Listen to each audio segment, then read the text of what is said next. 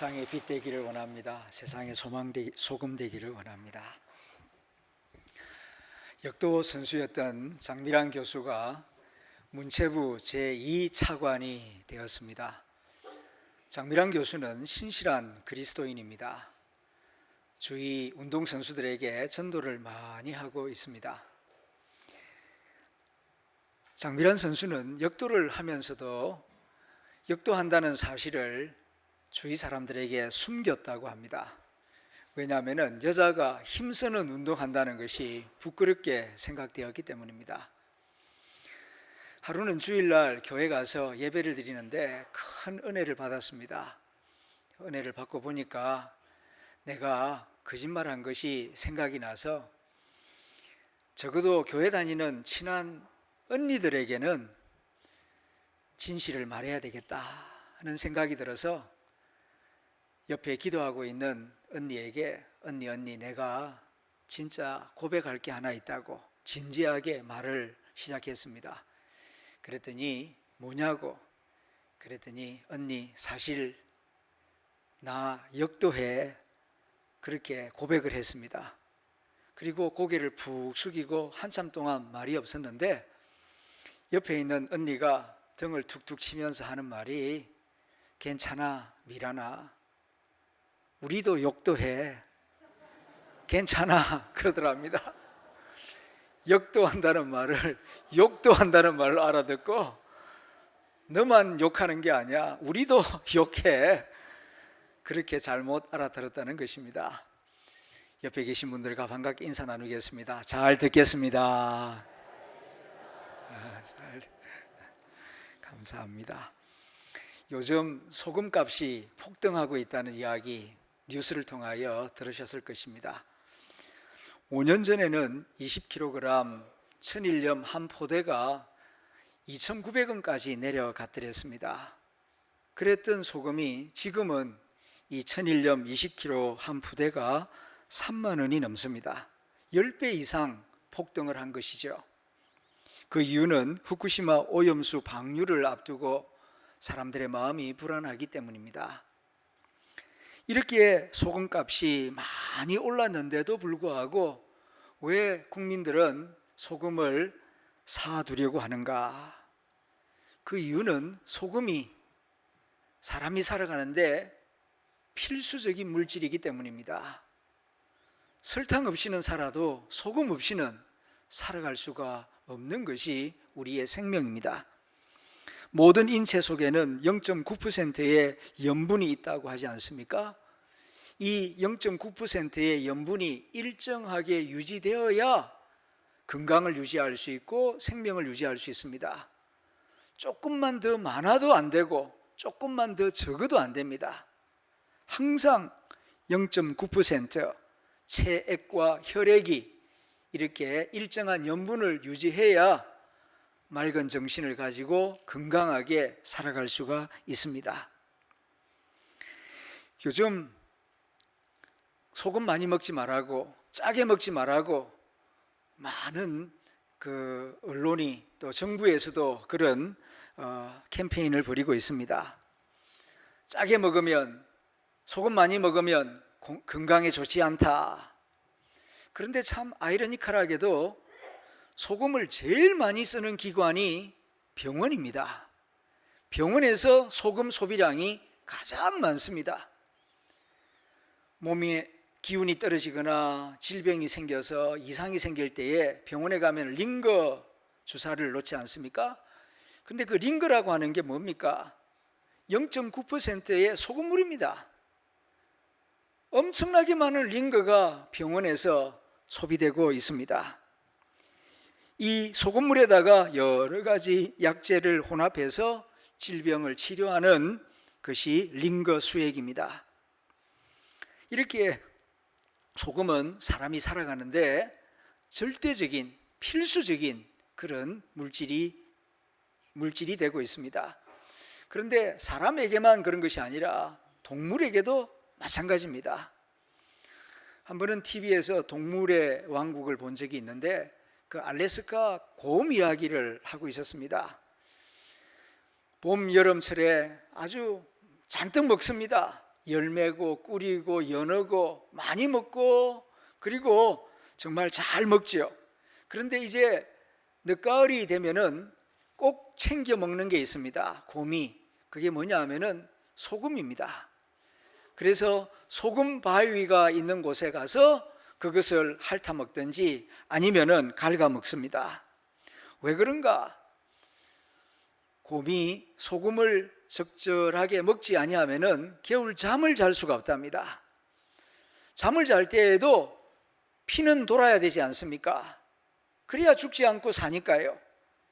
혈액순환이 되려면은 몸속에 염분이 제대로 있어야 삼투압 현상이 이루어지고 이 혈액순환이 될 수가 있는 것입니다. 그래서 곰이 겨울잠을 잘 자기 위해서도 이 소금을 제대로 먹어야 한다는 것입니다.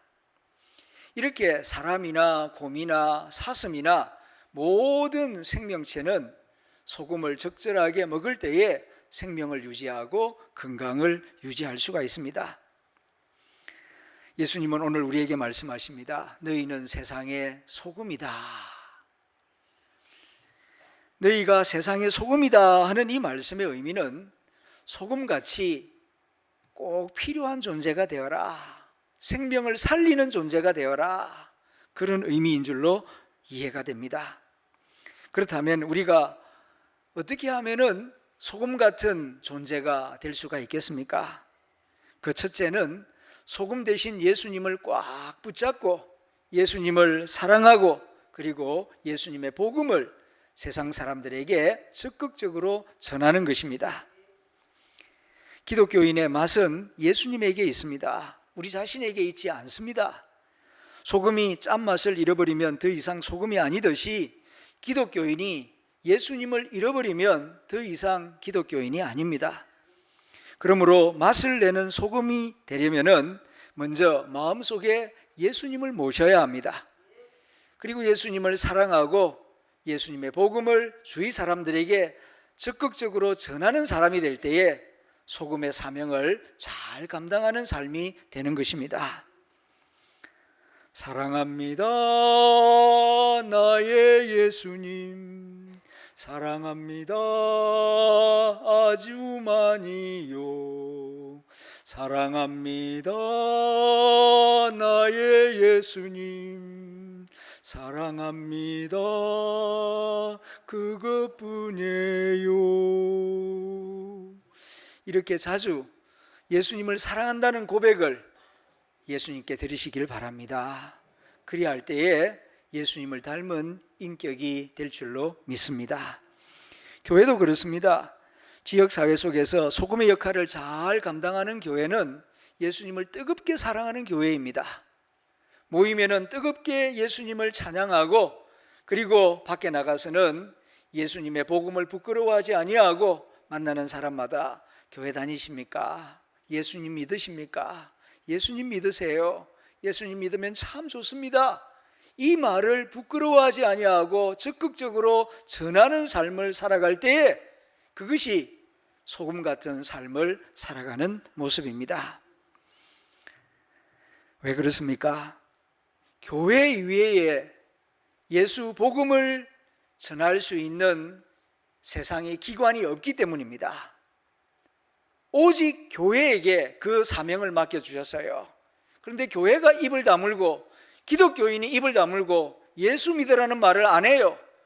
그러면은 누가 이 세상 가운데에서 예수 복음을 전할 수 있겠습니까? 그건 맛을 잃은 소금이 되는 것입니다. 우리가 살아가면서 설탕과 소금을 많이 먹습니다. 그런데 설탕 없이는 살아도 소금 없이는 살지 못합니다.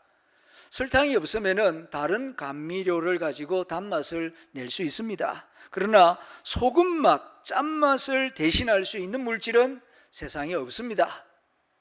이것이 영적으로 무슨 뜻입니까? 교회가 예수 복음을 전하지 아니하면은 교회를 대신하여 예수 복음을 전할 수 있는 기관이 어디에 있습니까? 경찰서가 하겠습니까? 병원이 하겠습니까? 국가 정부가 하겠습니까? 오직 교회가 예수님을 사랑하고 예수의 복음을 전하는 사명을 감당해야 하는 것입니다. 그런 의미에서 너희는 세상의 소금이다. 소금의 기능을 대신할 수 있는 것은 없다. 너희가 소금의 기능을 감당하라. 예수의 복음을 적극적으로 전하여 죽어가는 영혼들을 살리는 사명을 감당하라. 그런 뜻에서 너희는 세상의 소금이다 라고 말씀하시는 것입니다. 유대인의 지혜를 모아둔 탈무드에서 그런 말을 합니다. 세상에는 중요한 금 3가지가 있다. 첫 번째, 가장 비싼 금은 황금이다. 두 번째, 가장 소중한 금은 지금이다. 그리고 가장 맛있는 금은 소금이다. 그렇게 말을 합니다. 어른들은 맛있는 금이 소금이다 라는 말을 이해하지만 어린아이들은 이 말을 잘 이해하지 못합니다. 가장 맛있는 거 하면은 과자, 고기, 우유, 그거지 어떻게 소금이 맛이 있다고 하는가 이해를 하지 못하죠. 그런데 과자가 맛있으려면, 고기가 맛있으려면 간이 맞아야 되지 않습니까? 소금이 들어가지 않은 음식 맛없습니다. 먹기 어렵습니다.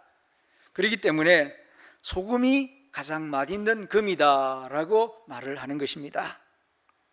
소금이 존재하는 이유는 맛을 내기 위함입니다. 그런데 소금이 짠맛을 잃어버린다면 그 소금은 더 이상 소금이 아니지요. 소금으로 맛을 내려면 싱겁지 않게 짜지 않게 소금을 적절하게 쳐야 할 것입니다. 양식당에 가보면 테이블에 이 소금병과 후추병이 있는 것을 보게 됩니다. 어떤 식당에서는 친절하게 거기다가 소금, 후추라고 써둔 식당도 있지만은 어떤 식당에는 그런 글씨가 안 보입니다. 대신 구멍이 뚫려 있죠. 구멍이 2개 뚫려 있는 것은 소금병이고 3개 뚫려 있는 것은 후추병입니다. 왜 소금병에 구멍이 더 적으냐 하면은 소금을 적절하게 조금 적게 쳐서 그렇게 먹으라 하는 의미가 있습니다. 소금은 모든 음식 속에 들어가서 맛을 돋우는 그런 역할을 합니다. 단맛은 더욱 달게, 고소한 맛은 더욱 고소하게, 쓴맛은 부드럽게 만들어줍니다. 그래서 수박이나 토마토를 먹을 때에도 소금을, 설탕보다는 소금을 약간 넣어 먹으면 훨씬 더 달게, 맛있게 느껴집니다. 커피를 만들 때에도 소금을 조금 넣으면 커피가 마일드하게 부드럽게 느껴지는 것을 경험할 수가 있습니다. 욥기 6장 6절에서는 싱거운 것이 소금 없이 먹히겠느냐 묻고 있습니다.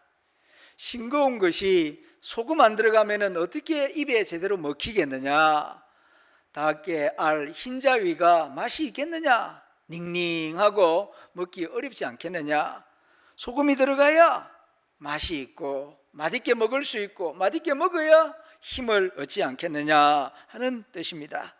그렇습니다.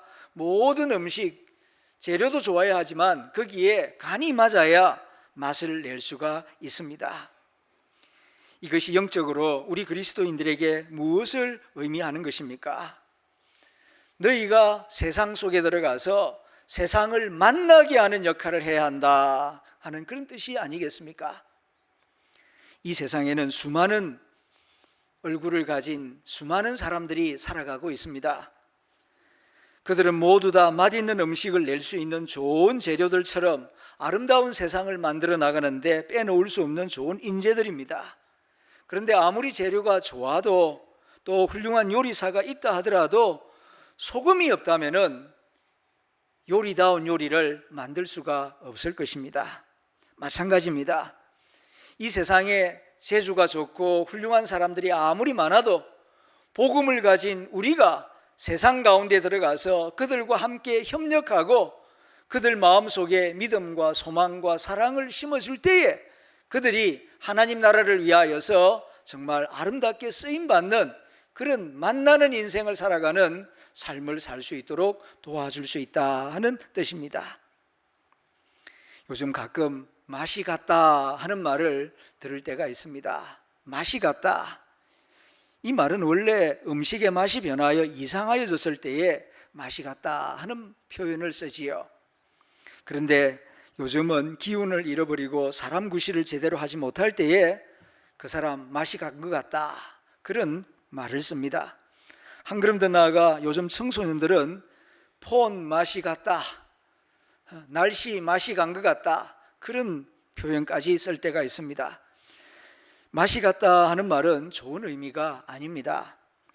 하나님의 사람들인 우리가 맛이 가지 않도록 해야 합니다. 그리고 맛있는 삶을 살아야 합니다. 내가 먼저 맛있는 삶을 살고, 그리고 주위 사람들이 맛을 낼 수 있도록 도와주어야 합니다.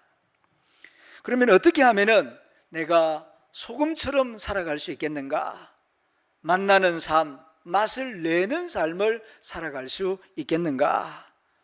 그것은 예수님이 가르쳐 주신 행복관을 가슴에 품고 살아가는 것입니다. 무엇이 행복인가?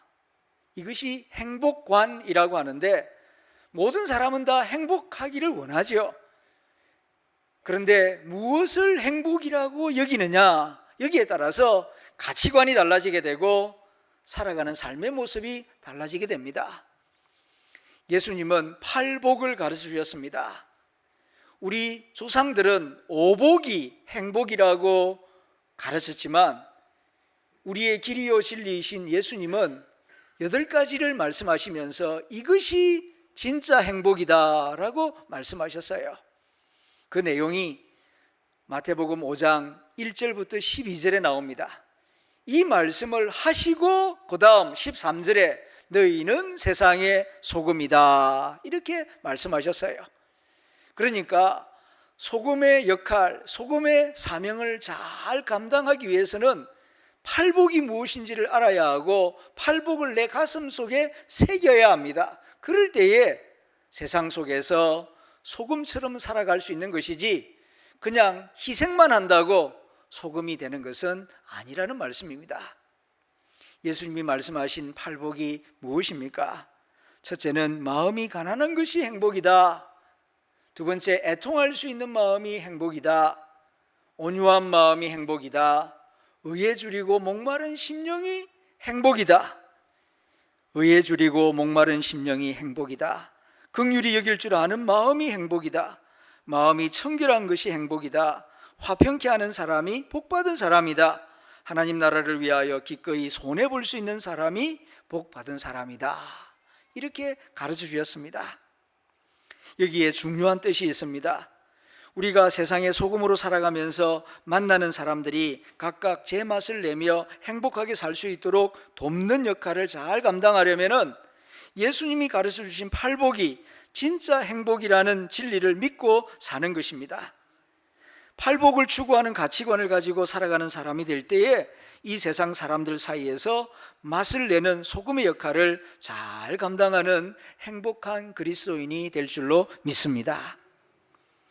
예수님이 이 세상의 소금이셨던 이유가 바로 여기에 있습니다.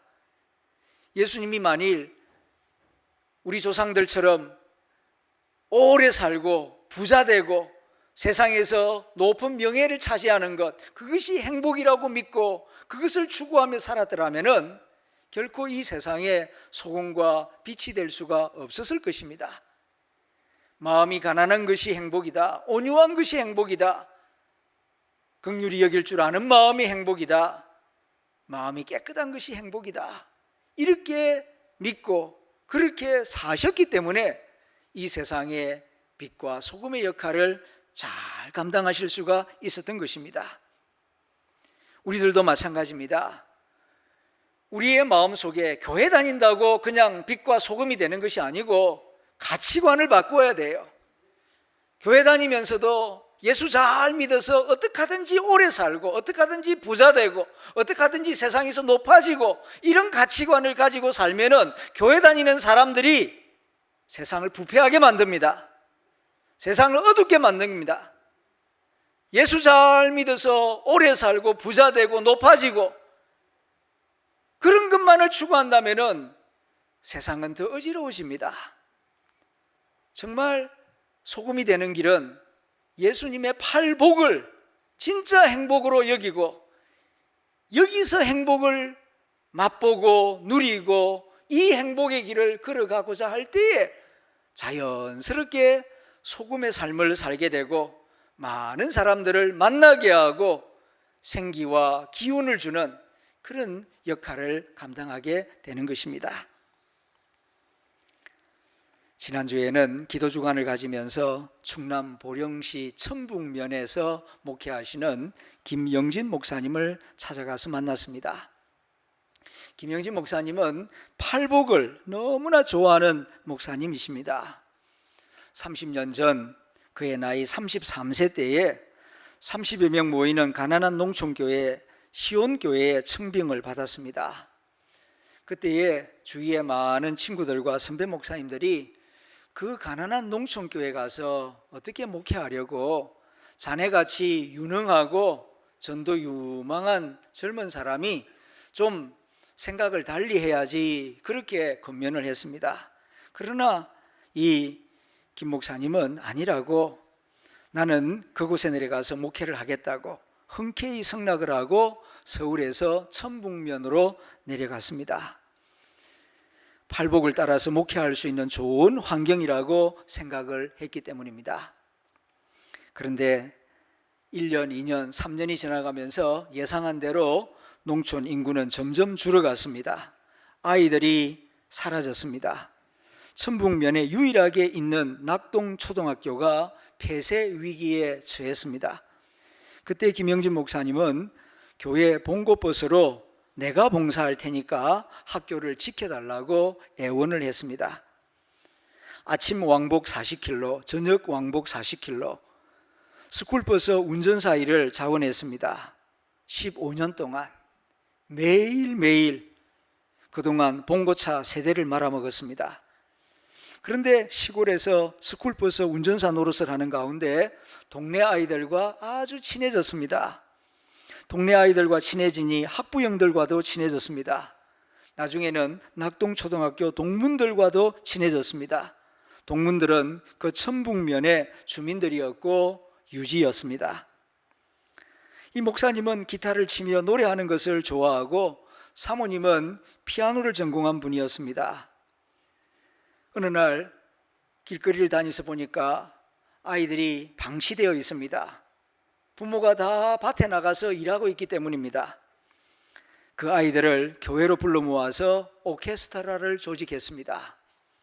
25명 아이들, 노래를 가르치고 피아노를 가르치고 그리고 클라리넷을 가르치고 동문들의 도움을 받았습니다. 나중에는 동네 어르신들을 모아서 오케스트라를 만들었습니다. 밭에서 김을 매던 아낙네들이 무슨 오케스트라를 하겠느냐고. 아닙니다. 기회가 없어서 그렇지요. 시골 사람들도 텔레비를 봅니다. 텔레비를 볼 때마다 오케스트라 단원이 되어서 악기를 아름답게 연주하는 모습을 보면은 나도 한번 해보고 싶다 하는 그런 마음이 있더라고요. 그분들을 불러 모아서 할머니, 할아버지들도 포함되었는데 동네 오케스트라를 조직했습니다. 열심히 연습했습니다. 보령시 콩쿠르, 충청남도 콩쿠르에 나가서 입상을 했습니다. 가난한 마음, 애통하는 마음, 온유한 마음, 청결한 마음, 화평케 하는 마음, 그리고 하나님을 사랑하고 마을 주민들을 사랑하는 마음으로 사는 것이 행복이라고 여겼습니다. 오래 살고 부자 되는 것이 행복이 아니라 가난한 마음, 온유한 마음으로 함께 사는 그것이 행복이다, 그렇게 생각하며 천북면 주민들과 30년을 그렇게 살았습니다. 천북면을 하나님 나라로 만들어 나갈 수 있다면 더 바랄 것이 없다 하는 마음으로 교회 출석하는 40명 교인만을 내 교인으로 생각하는 것이 아니라 천북면에 살아가는 3,300명 주민이 나의 교인이다, 내가 섬길 사람이다, 그렇게 생각하며 부지런히 마을 주민들과 함께 하였습니다. 한 번은 배추값이 폭락하여서 고난당하는 농부들을 위하여 기도하던 중에 우리나라 최초로 절임 배추 판매 아이디어로 농가 소득을 올릴 수 있는 새로운 산업을 만들었습니다. 보령시에서는 엄청나게 좋아했습니다. 천북면은 축산업이 주된 산업입니다. 소돼지를 키우는 동네입니다. 냄새가 지독합니다. 그런데 농촌을 사랑하는 이 목사님이 농업에 관해서 주민들을 섬기려면 농사일을 좀 알아야 되니까 여러 농사 관련 서적들을 구해서 공부하는 가운데에 프랑스 농촌을 본받아서 경관 농업을 도입하도록 농부들을 설득하였습니다. 저도 이번에 경관 농업이라고 하는 단어를 처음 알게 되었습니다. 농촌 하면은 그냥 많이 심어서 열매 많이 거두어서 비싼 값에 파는 그것만 소득으로 생각을 하는데, 프랑스 농촌을 가보면은 그림같이 아름다운 농촌 풍경들을 볼 수 있지 않습니까? 그게 산업이 되고 돈이 된다는 사실을 이 목사님이 알게 된 것입니다. 충청도는 높은 산이 없고 대부분 야산들이 많습니다. 야산에 밭농사를 많이 하는데 생산량이 그리 많지 않아요. 이게 삐뚤삐뚤하고 경사가 져 있으니까 농사하기 참 힘듭니다. 그런데 거기에 밭농사만 할 것이 아니라 거기다가 청보리를 심고, 그리고 풀을 예쁘게 가꾸어서 소 풀먹이로 사용하면서 그렇게 농촌을 가꾸니까 농촌이 그림같이 아름다운 모습으로 변화가 돼요. 그리고 그 야산 꼭대기에 카페 하나 지어두니까 1년에 수천 명씩 천북면을 구경하러 오는 관광객들이 생겨납니다. 거기서 얻는 소득이 고추 팔아서 마늘 팔아서 얻는 소득보다 훨씬 많아요. 이렇게 해서 동네 전체를 행복하게 부유하게 함께 만들어 나가는 일들을 벌이고 있습니다. 금년에 63세가 된 김영진 목사는 자랑스러운 보령 시민상을 받았습니다. 그리고 자랑스러운 충남인상을 받았습니다. 2년 전 보령시는 도시를 개발하기 위하여서 구도시 지역을 재생시킨다는 명분으로 300억 원을 책정하여 구도시 재생사업을 추진하기로 결정하였습니다. 그리고 그 추진위원장으로 김영진 목사를 위촉하였습니다. 당신이 지난 30년 동안 동네를 위하여, 보령시를 위하여서 일하는 것을 보았는데 이 중요한 사업을 당신이 책임을 맡는 것이 제일 좋겠다는 의견이 많아서 위촉합니다 하는 이유를 밝혔습니다. 소소하지만 화려하지 않지만은 소금같이 살아갈 때에 이와 같이 많은 사람들을 유익하게 하고 하나님께 영광을 돌리는구나 하는 것을 제 눈으로 볼 수가 있었습니다. 너희는 교회의 소금이 아니라 세상의 소금이다. 너희는 교회의 빛이 아니라 세상의 빛이다. 네가 사는 마을을 살아나게 하여라. 네가 만나는 사람들에게 생기를 주어라. 믿음과 소망과 사랑을 심는 사람이 되어라. 내가 세상 끝날까지 항상 너희와 함께 하겠다.